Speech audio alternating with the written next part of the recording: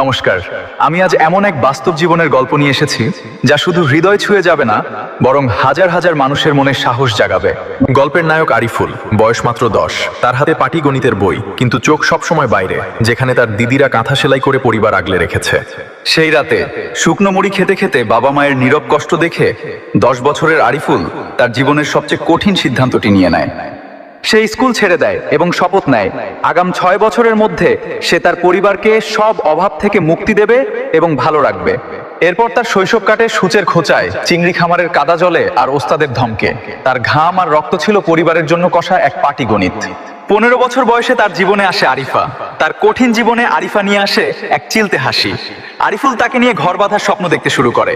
19 বছর বয়সে আরিফুল শহরে যায় এসএস রেলিং ট্রেনিং নিতে। যাওয়ার সময় আরিফাকে কথা দিয়ে যায়, আমি ফিরবো, আমাদের সুন্দর একটা ঘর হবে। কিন্তু মাত্র 8 মাস পর গ্রামে ফিরে সে যা দেখলো তা ছিল কল্পনাতীত। গ্রামে বিয়ের সানাই বাজছে আর আরিফা কোণের সাজে অন্যের গাড়িতে উঠছে। আরিফুলের সেই হাসি মুখটা এক লহমায় হিমশীতল শূন্যতায় পরিণত হয়। তার 8 বছরের পথ আর 6 বছরের শপথ সব যেন এক নিমিষে মিথ্যা হয়ে যায়। ভেঙে পড়া আরিফুল তখন নদীর ধারে বসে কাঁদছিল। ঠিক সেই সময় তার বড় দিদি রুবিয়া এসে তাকে এক অমোঘ ইস্পাত বাণী শোনায়। তোর জীবনের মূল্য শুধু একটা মেয়ের ভালোবাসায় সীমাবদ্ধ নয়।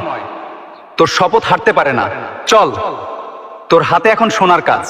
এই কথাটি সব বদলে দেয়। 5 বছর পর সে আর সাধারণ কর্মী নয়, সে আরিফুল এন্টারপ্রাইজের মালিক।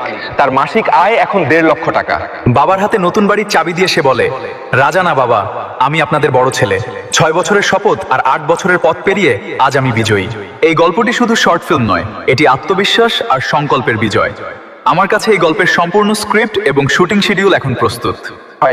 আমার গল্পটি নিয়ে যদি কেউ কাজ করতে চান তাহলে আমার সঙ্গে এই নাম্বারে যোগাযোগ করবেন 6297794325। আবারও নাম্বার বলি 6297794325।